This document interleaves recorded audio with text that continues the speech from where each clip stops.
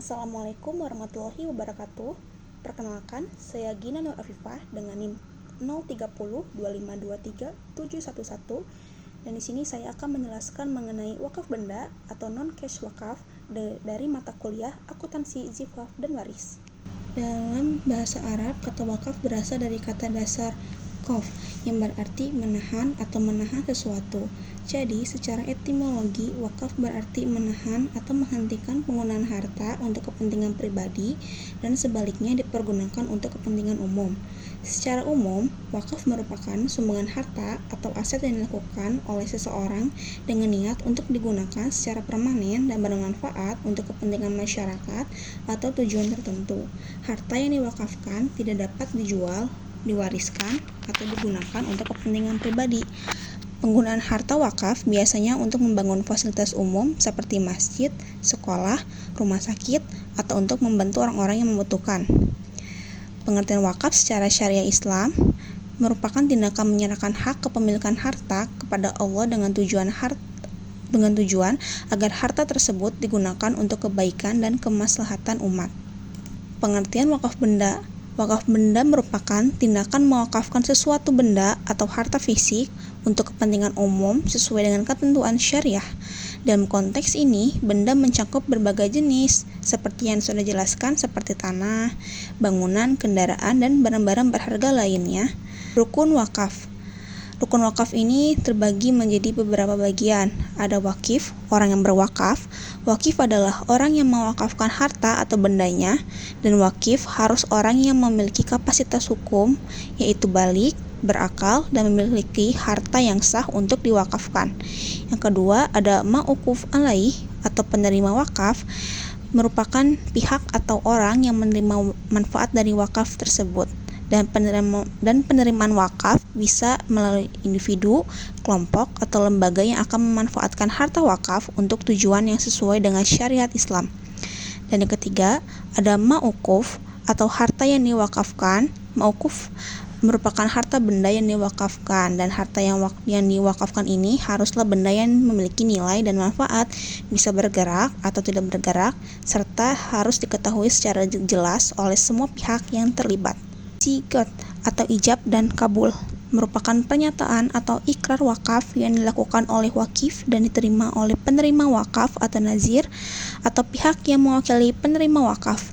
Ijab adalah pernyataan dari wakif yang menyatakan bahwa ia mewakafkan hartanya, dan kabul adalah pernyataan dari penerima wakaf atau nazir yang menerima wakaf tersebut. Selanjutnya, adapun dasar hukum. Berdasarkan Hukum Nasional Indonesia, Undang-Undang Nomor 41 Tahun 2004 tentang wakaf, yang dimana mengenai segala hal yang berkaitan dengan wakaf, termasuk pengertian, tujuan, syarat, dan tata cara pelaksanaan wakaf di Indonesia. Peraturan Pemerintah Nomor 42 Tahun 2006 tentang pelaksanaan Undang-Undang Nomor 41 Tahun 2004 tentang wakaf. Peraturan ini memberikan penjelasan lebih lanjut tentang pelaksanaan teknis Undang-Undang Wakaf. Peraturan Menteri Agama Nomor 73 Tahun 2013 tentang tata cara dan syarat pendaftaran perwakafan benda tidak bergerak, di mana mengatur tata cara dan syarat pendaftaran wakaf khusus untuk benda tidak bergerak. Pun dasar dari surat Al-Baqarah ayat 267 yang dimana wahai orang-orang yang beriman, infakkanlah sebagian dari hasil usahamu yang baik-baik dan sebagian dari apa yang kami keluarkan dari bumi untukmu. Janganlah kamu memilih yang buruk untuk kamu keluarkan, padahal kamu sendiri tidak mau mengambilnya, melainkan dengan memincangkan mata, enggan terhadapnya, dan ketahuilah bahwa Allah Maha Kaya, Maha Terpuji. Dan di surat Ali Imran ayat 92, kamu tidak akan memperoleh kebajikan sebelum kamu menginfakkan sesuatu harta yang kamu cintai, dan apapun yang kamu infakkan tentang hal itu sungguh Allah Maha mengetahui. Contoh dari wakaf benda, ada tanah, bangunan, dan kendaraan. Tanah yang diwakafkan untuk membangun masjid, sekolah, atau rumah sakit. Kalau untuk bangunan, bisa untuk gedung atau bangunan yang diwakafkan untuk keperluan sosial seperti panti asuhan ataupun tempat belajar. Dan untuk kendaraan yang diwakafkan untuk digunakan dalam kegiatan sosial atau kemanusiaan, misalkan seperti ambulans. Manfaat wakaf benda. Yang pertama, untuk kesejahteraan sosial. Wakaf benda seperti tanah, bangunan, atau peralatan dapat digunakan untuk kepentingan umum dan ini dapat membantu meningkatkan kesejahteraan masyarakat dengan menyediakan layanan yang diperlukan. Yang kedua, adapun pendidikan. Banyak institusi pendidikan seperti sekolah dan universitas yang didirikan dari hasil wakaf sehingga dapat membuka akses pendidikan bagi yang lebih banyak orang dan meningkatkan kualitas sumber daya manusia. Yang ketiga, pemberdayaan ekonomi. Wakaf benda bisa diolah menjadi aset produktif yang menghasilkan keuntungan. Misalnya, tanah wakaf bisa digunakan untuk pertanian ataupun perkebunan. Adapun pelayanan kesehatan, rumah sakit atau klinik yang didirikan dari wakaf benda memberikan pelayanan kesehatan kepada masyarakat, terutama bagi orang yang kurang mampu. Dan selanjutnya ada keberlanjutan amal. Wakaf merupakan amal jariyah, yaitu amal yang pahalanya terus mengalir selama manfaat wakaf tersebut masih dirasakan. Ini memberikan keuntungan spiritual bagi pemberi wakaf. Selanjutnya ada pemeliharaan lingkungan. Wakaf benda bisa digunakan untuk tujuan konservasi lingkungan, seperti lahan hijau atau area pelindungan habitat yang membantu menjaga keseimbangan ekosistem. Prosedur pelaksanaan wakaf benda. Yang pertama ada niat dan ikrar wakaf, di mana pihak yang ingin mewakafkan benda harus memiliki niat yang ikhlas untuk wakaf dan menyatakan ikrarnya. Niat dan ikrar ini bisa dilakukan secara lisan di hadapan saksi atau melalui surat tertulis. Yang kedua ada penyusunan akta ikrar wakaf atau AIW. Wakif perlu menyusun akta ikrar wakaf yang ditandatangani oleh wakif, nazir, dan 2 orang saksi. AIW ini berisi informasi detail tentang benda yang diwakafkan, tujuan wakafnya, dan pernyataan benda wakaf tersebut telah diwakafkan. Yang ketiga, ada pengajuan ke kantor urusan agama, yaitu penyusunan akta ikrar wakaf ini diserahkan ke kantor urusan agama setempat untuk dicatat dan diresmikan. KUA akan memeriksa keabsahan dokumen dan memastikan bahwa semua persyaratan telah dipenuhi. Yang keempat, ada penerbitan sertifikat wakaf.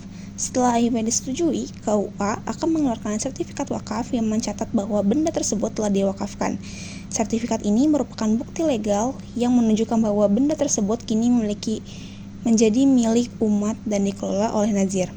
Yang kelima, pengelolaan oleh nazir. Nazir bertanggung jawab atas pengelolaan dan pemanfaatan benda wakaf sesuai dengan tujuan yang ditetapkan oleh wakif. Pengelolaan ini harus dilakukan dengan transparan dan akuntabel untuk memastikan bahwa manfaat wakaf dan dapat dirasakan oleh umat. Pelaporan dan evaluasi nazir harus melaporkan kegiatan pengelolaan wakaf secara berkala kepada Badan Wakaf Indonesia atau BWI dan institusi terkait lainnya. Evaluasi dilakukan untuk memastikan bahwa pengelolaan wakaf berjalan sesuai rencana dan memberikan manfaat yang optimal. Selanjutnya contoh wakaf benda, di mana di contoh ini ada wakaf tanah untuk pendirian sekolah Islam. Bapak Budi memiliki sebidang tanah seluas 5 hektar di sebuah kota yang belum dimanfaatkan. Dan ketika melihat kebutuhan akan pendidikan Islam yang berkualitas di daerah tersebut, Bapak Budi berniat untuk mewakafkan tanahnya untuk pendirian sekolah Islam. Adapun prosedurnya ada niat dan ikrar wakaf. Bapak Budi memiliki niat yang kuat untuk mewakafkan dan mengikrarkan niatnya di hadapan orang-orang terpercaya. Selanjutnya ada bantuan dari notaris. Bapak Budi menyusun akta ikrar wakaf dan akta tersebut diajukan ke KUA setempat dan KUA pun memeriksa dokumen untuk persyaratannya. Selanjutnya kalau misalkan sudah ada verifikasi selesai, selanjutnya itu Bapak Budi bisa menunjuk sebuah lembaga pendidikan Islam yang terpercaya sebagai nazir. Lembaga ini bertanggung jawab untuk membangun sekolah, mengelola operasionalnya, dan memastikan bahwa sekolah tersebut berjalan sesuai dengan tujuan wakaf. Dan adapun pembangunan dan operasional sekolah. Dan yang terakhir ini pelaporan dan evaluasi, di mana nazir melaporkan perkembangan pembangunan dan operasional sekolah secara berkala kepada BWI dan masyarakat setempat. Evaluasi dilakukan untuk memastikan bahwa sekolah memberikan pendidikan berkualitas dan sesuai dengan tujuan wakaf.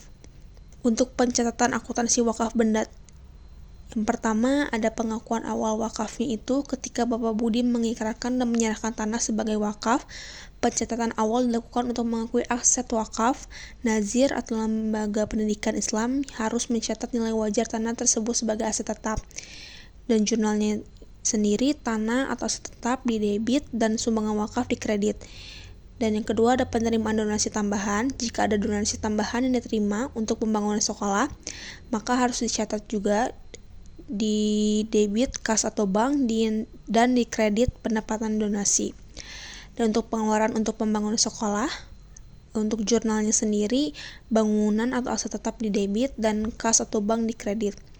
Dan yang keempat ada pelaporan dan evaluasi. Pada akhir periode akuntansi, Nazir harus menyusun laporan keuangan yang mencakup laporan posisi keuangan, laporan aktivitas, dan laporan arus kas. Laporan ini harus diaudit secara berkala dan dilaporkan kepada Badan Wakaf Indonesia atau BWI serta instansi terkait.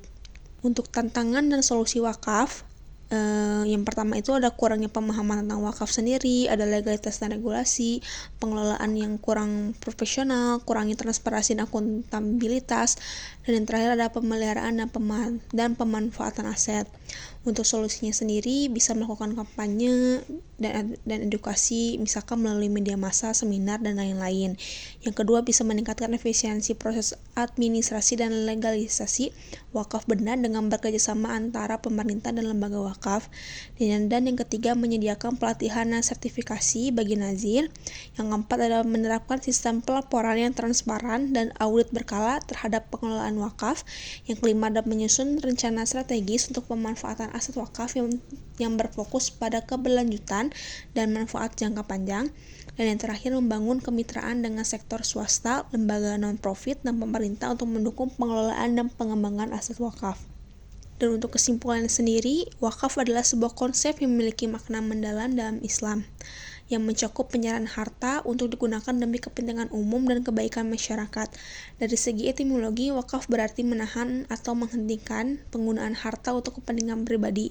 Dan secara keseluruhan, wakaf benda bukan hanya sebagai atau sebuah tindakan amal, tetapi juga merupakan sistem yang dapat memperkuat solidaritas, meningkatkan kualitas hidup, dan mendorong investasi sosial dalam komunitas.